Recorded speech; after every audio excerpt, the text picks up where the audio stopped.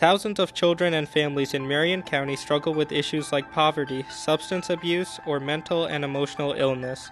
Many local services exist to help families in crisis, but families often don't know about these services or can't get to them. Unmet needs can result in child abuse, neglect, or juvenile delinquency. The Early Intervention Planning Council, through the Marion County Commission on Youth's Early Intervention and Prevention Initiative, has created a plan to give families earlier access to services in the hopes of reducing the number of children who get abused or neglected or turn to delinquent acts. We hope you enjoy our monthly program, Our Kids, Our Families, Our Communities, and learn more about the local services here to help you. Hello, my name is Shana Martin. I'm the Director of the Early Intervention and Prevention Initiative at McCoy. Welcome to another edition of Our Kids, Our Families, Our Communities. Thank you for tuning in. October is National Substance Abuse Prevention Month, so our focus today is on substance abuse and how to prevent it.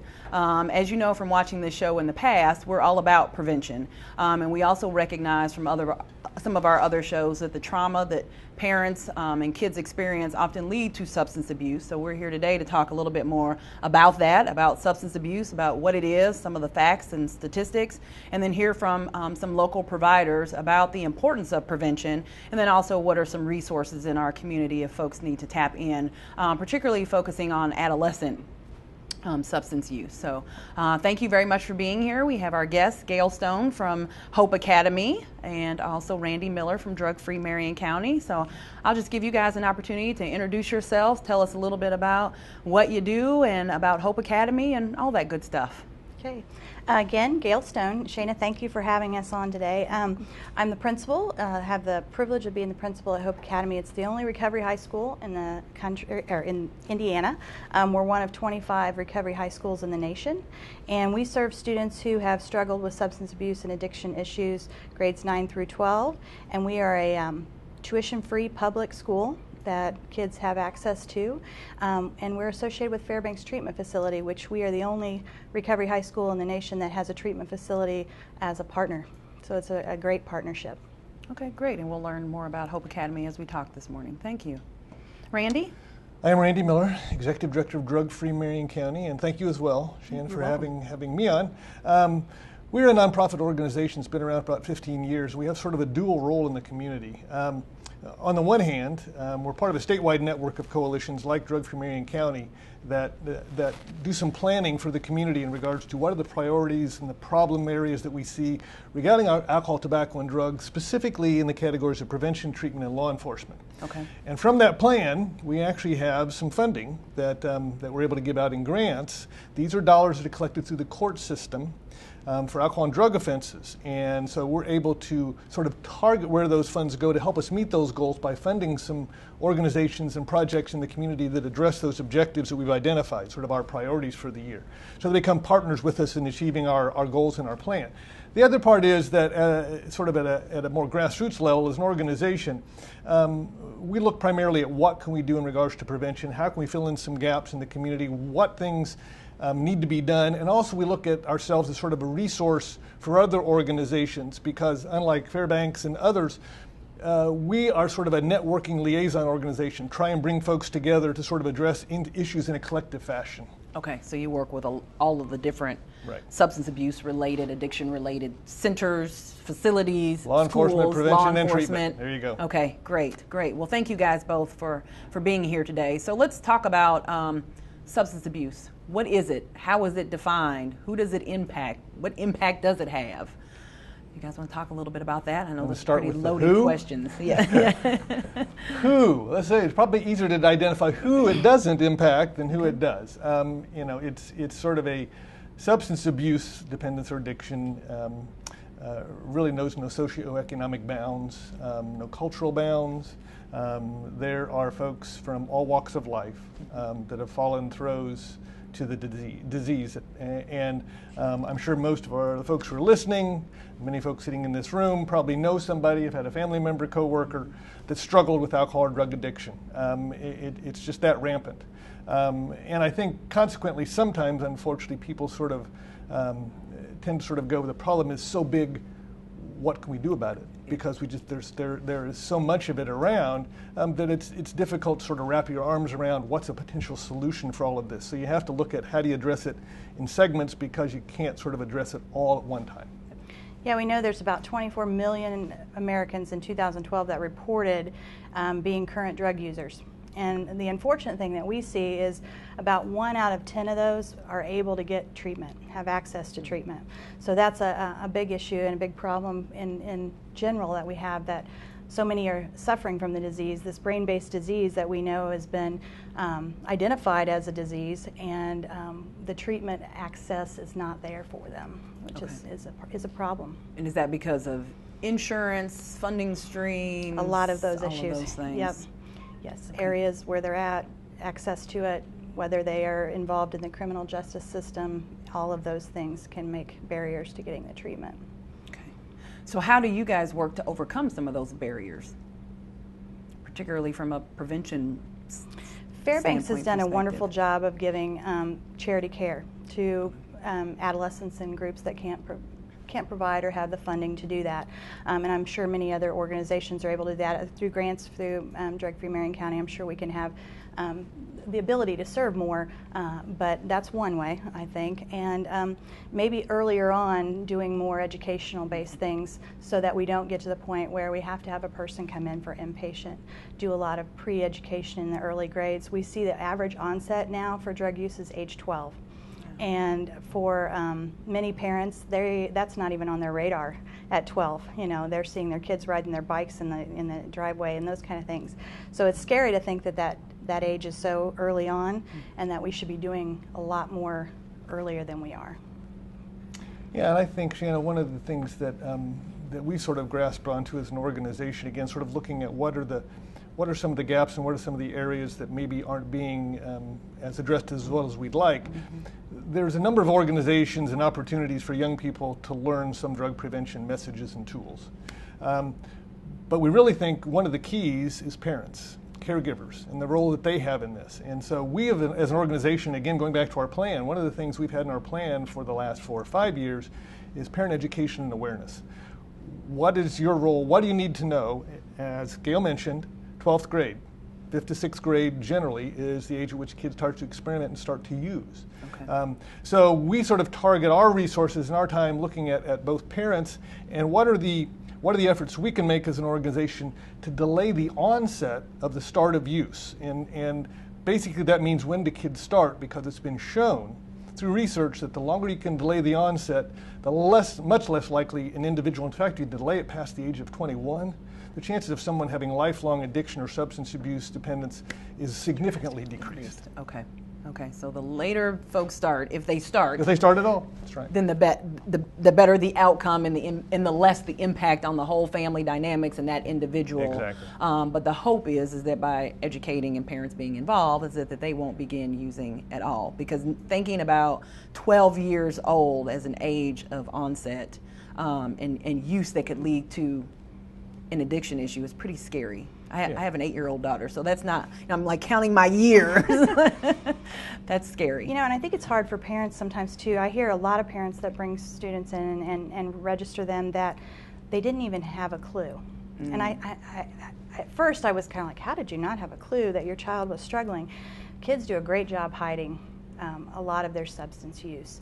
They are very good at doing that. And I think the parents, for me, to let the parents know that it's really important for them to have open lines of communication with their child, for them to look for things that are not normal, normal for that child.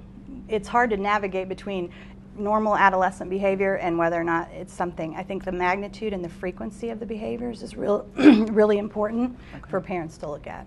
Okay.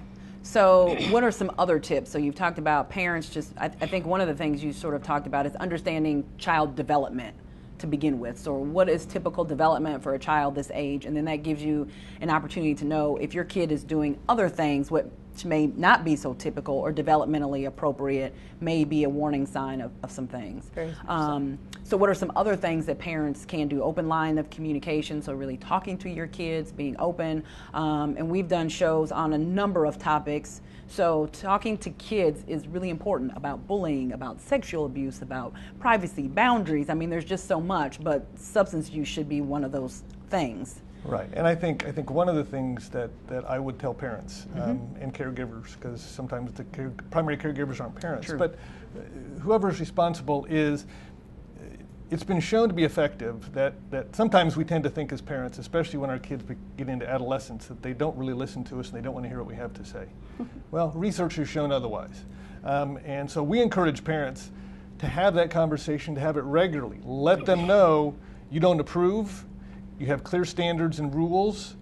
There's another important element to some of this. And one of the things that we like to talk about is do some role playing.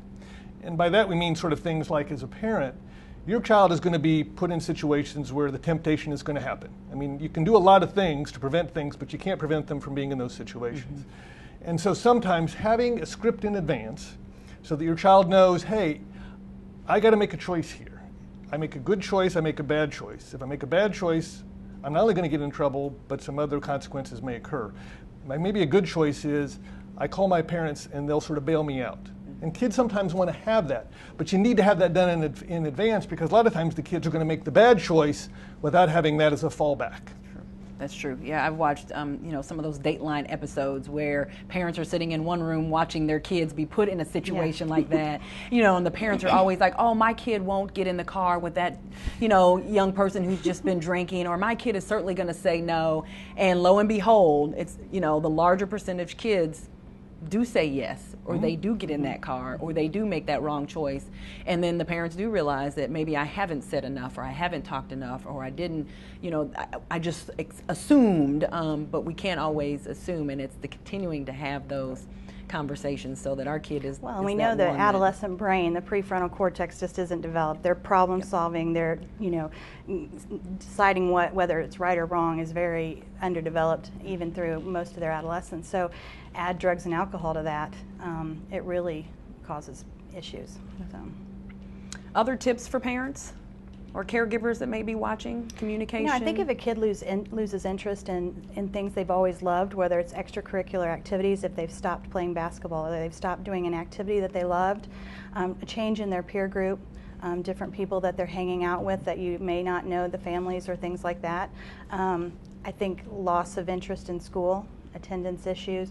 I mean, we're probably getting a little further into the use with those kind of things. Physical appearance begins to decline, so parents can look for those kind of things. And I see so many of our kids that the motivation just completely drops off for anything, whether it's engaging with family, relationships, any of those things.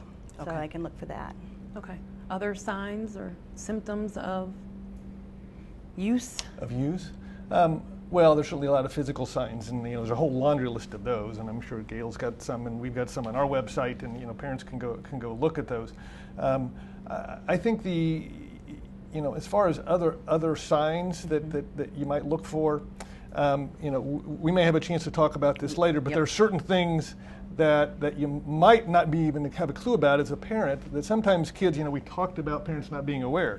Well, there's different ways kids can hide their use, and that's one thing that we'll get a chance to talk about a little later when we're sort of looking at what are some of the tools that might be used.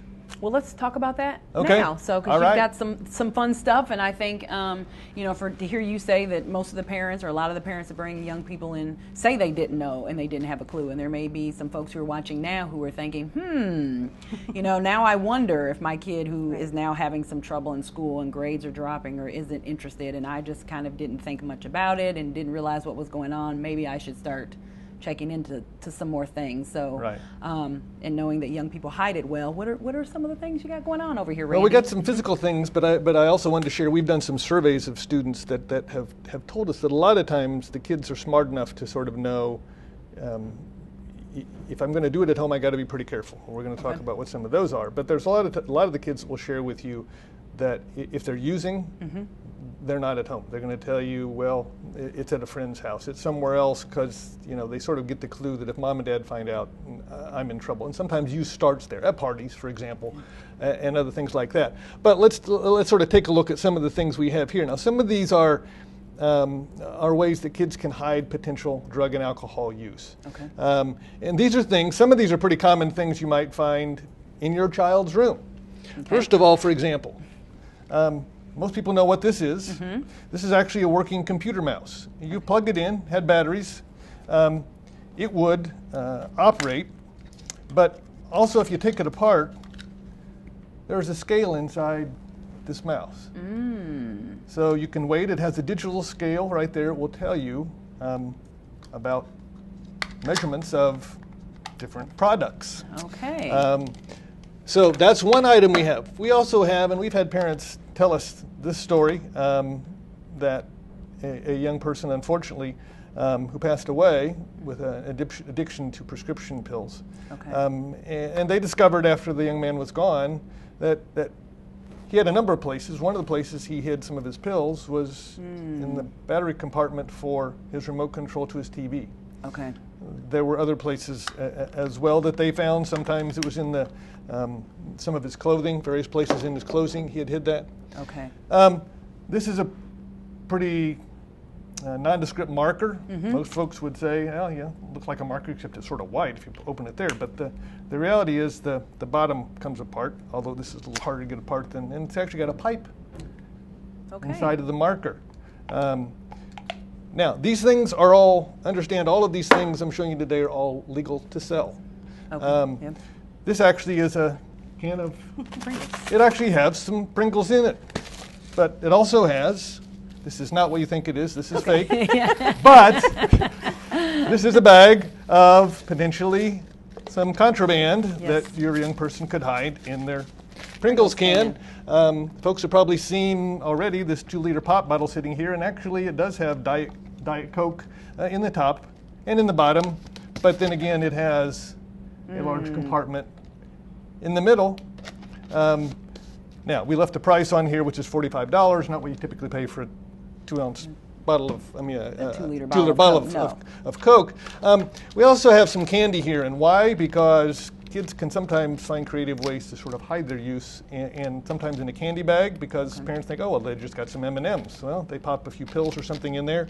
Likewise, these kind of places are pretty good. We actually have some mints in here. We also have some prescription pills in here. Again, this is sort of mints that somebody uses. We have a can of Red Bull. Also, again, like the others, has a opening in it for someone to hide something, and a lot of kids are using energy drinks these days. And then last but not least, someone's going, gummy bears, this is candy. Well, how can they be a problem? Well, gummy bears by themselves are not a problem. But what kids will do is they'll soak these overnight in primarily vodka. Vodka is a clear liquid. It doesn't have as much of a aroma to it. And then they take them to school the next day, and as far as the teacher knows, they're just eating some candy. Eating some candy in class, and in the meantime, and there are others we could show as well. The idea behind this, and again, for us as an organization, it's really educating. It's making some awareness for parents so that they're able to know. And I think, Shanna, the good news is, we're not here to scare parents. There's more kids that don't use alcohol and drugs than there are those that do. But the problems that can potentially occur as a result of use from those that are pretty devastating. I described one situation where a young man died. There's plenty of stories like that as well. We've talked about the young people and delaying their onset because of the potential consequences if they're using very young. And as Gail described, the developing brain, and they're operating on emotions and hormones a lot of times, and they aren't using that right part of their brain. So the things that we can do in a concrete way as parents and adults, I think, can make a difference along with the messages that we deliver to them. Okay, great. Well, this is helpful because, like I said, the first time I saw this at a presentation, I thought I would have never thought. I would have never thought to look in these places. I would have never assumed that that some common household items could be places where young people could stash their drugs or to hide it. So, and would never look in these places. So I think this has been very helpful hopefully for folks who are watching today. We had a young man with us share that his guitar and the hole in his guitar was his common place to an instrument. There's many places that he used to hide his substances. So, yeah, the parents, I would not hesitate to encourage parents to go through a room and navigate through some places that they wouldn't expect things to be. Yeah. Okay. Wow, really makes you think. So what is the impact if a young person starts using? What does that look like for them? How does that impact them? Well, I think, early on, kids, the whole experimentation, the thought of every kid's going to do that and experiment, there's a lot that plays a role into that, the environment and the genetics and whether or not it manifests into a substance abuse or addiction issue. And I think a lot of parents, we've kind of really minimized alcohol and marijuana as being something every kid's probably at some point going to try. But when we see kids come into treatment or into the school, about 90% of them say, I started with marijuana and it had progressed, so it's very progressive in that way. And the kids don't see it. I think, legalizing the marijuana has really put it in a position where some of the kids see it as not being it's not a bad thing, and that kind of thing. So the whole framework that they're seeing is putting them in a position to think it's okay to start. And then once you start, then the problems can definitely manifest through, especially if there's a genetic component. We see many generational addiction issues.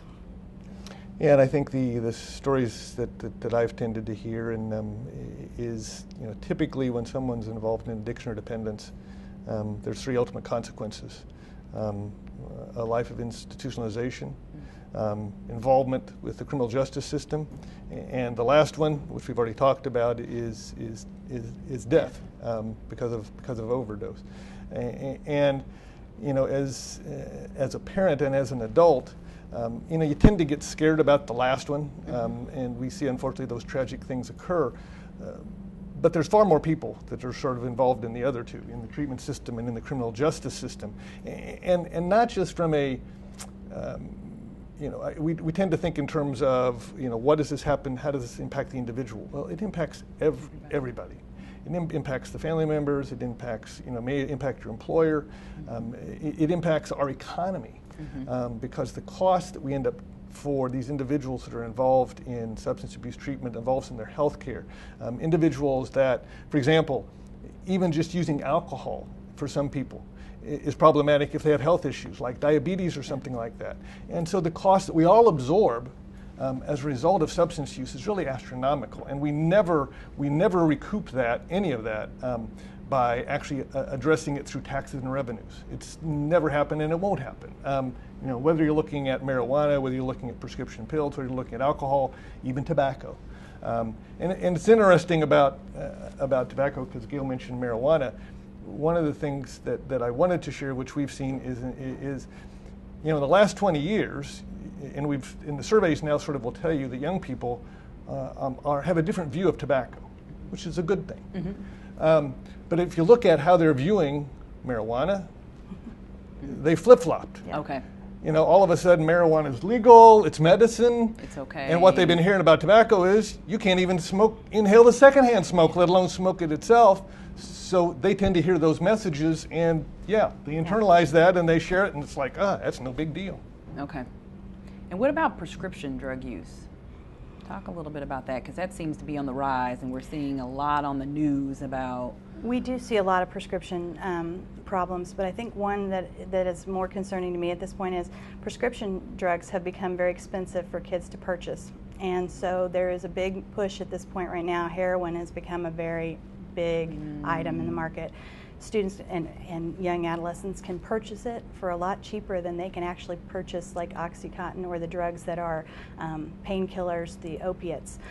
So we're seeing a bigger increase of kids coming in having used heroin, and the scary thing is that's not the end all. They're doing marijuana and then they do heroin, and it's like they jump to that so quickly, and when we think of heroin, it's usually a big scare, and I think the kids aren't even afraid of as much that as they have been in the past, and it's going to that very quickly. I think part of that again is the cost and the easy accessibility of it. Okay, that sounds that is scary. When I think of heroin, I think of people who have been using for a long time, and it's progressed to that point. But thinking of a 12, 13, 14, 15-year-old using heroin is scary stuff. And heroin, I think parents too get the idea that it's injected, and heroin can be smoked and it can be snorted. So, you don't have to find needles and those kind of things for a kid to be doing heroin. So. Okay. So tell us a little bit about how, particularly for you, Gail, how somebody would get to you if they are interested in Hope Academy or Fairbanks or learning more. So as I said, Hope Academy is associated with Fairbanks, but we're two separate organizations. Fairbanks is a treatment facility, so students or young adolescents or adults, it's a continuum of care for all people struggling with addiction, can go for an assessment and look into the possibility of having treatment. That continuum of care starts as simple as an outpatient and can go up to detox, where if they need medical detox, Fairbanks offers that. Hope was created as kind of a second continuum of care, because we know about 80% of kids that leave treatment within the first 90 days relapse if they go back to their old high school. Okay. They go back to their old people, places, and things. So we created the school kind of as either a transition for them to come there and spend some time, because we know the longer they stay in sobriety, the longer their chances of long-term sobriety is. We have them come there and they can stay and either stabilize, they can be there a long time to get some tools and things, almost the role playing that we were talking about, where they could say what they need to say to those peers when they go back to their school. Or we have kids that come and stay and graduate. We're a accredited high school. We do a Core 40 curriculum and a high school diploma just like any other in the state. Kids have small class sizes, which we have found has been really important for our kids to have a connection to the adults and the relationships they build there. And then if they graduate, we definitely look at what are their options for college. And a lot of the parents were in such destitute, I didn't even think college was an option at this point. So we're getting them back on track, and we're decreasing the dropout rate for the state of Indiana. These kids are the kids that would typically drop out of school and end up in the system of somewhere, costing again additional dollars. So it's a great place. We had 22 kids graduate last year, and it's open to anyone in the state of Indiana. We fall under the mayor's charter schools, so it is a free public education for students struggling with addiction issues. Okay, and are there other opportunities that are similar to high school, like sports or involvement in other extracurricular type activities? And yeah, we do a yearbook, we do, all of those things. We don't have any teams that go and travel because of our transient population. We don't have any sports teams that will go, but we do have recreational activities before and after school and different things like that, clubs, and so the kids can get involved. We also ask them to go to 12-step meetings and that kind of thing to have engagement in the recovery process. So lots of opportunities, and it looks like a high school. When they go to school, they have a locker and they have teachers and they transfer from class to class, but we have a recovery coach who supports the recovery and a clinical specialist to deal. We don't have a zero tolerance policy. As we understand that this is a disease, relapse may be a part of that recovery, so we have to help them through that process, and that's very soothing for the parent to know that we'll help them get through that journey. Okay. So. Okay. And Randy, how do folks get to you? I know you're a little different in terms of, you're similar to McCoy, that you're kind of an intermediary, so you don't provide necessarily direct services, but you still provide services. So. Exactly, yeah, and obviously we have a website, drugfreemarioncounty.org. Our phone number is 317-254-2815. Okay. We actually have an email if you want to inquire, just info@drugfreemc.org. So those are 3 ways to get a hold of us. I did want to share today, again, our focus on parents. We have a brand new booklet we just created called Parents' Field Guide to Raising Drug-Free Kids. These are available for free. We take them out to presentations with us, but again, if anybody wants any more information about the things you need to know addressing that 6th grade area where kids start to use, that's what this is designed for. So parents don't wait till the kids are 16. They have to start earlier than that. Okay. Great. And if somebody has questions or want to know about other resources in the community, can they go through you as sort of a portal to figure out who else is out there doing treatment or offering services? Or Certainly. Yeah, we got a provider directory for treatment providers. Fairbanks is in that. And we also have connections with a lot of prevention organizations in the community as well. Okay. All right, well, great. Well, thank you guys for being here today. I really appreciate it. I think this is a very important topic, and I'm hoping that you guys will get some phone calls or some inquiries from folks who may be watching and going, oh, I should be concerned, or thinking maybe that's why, my child is acting like this, or my grandchild, or my niece or nephew. So hopefully this is all about just raising awareness about substance abuse and the importance of preventing it, which is prevention is always better than kind of what comes after that. So thank you guys very much for being here, and thank you for tuning in to another episode of Our Kids, Our Families, Our Communities, and we'll see you again for the next episode. Thank you very much.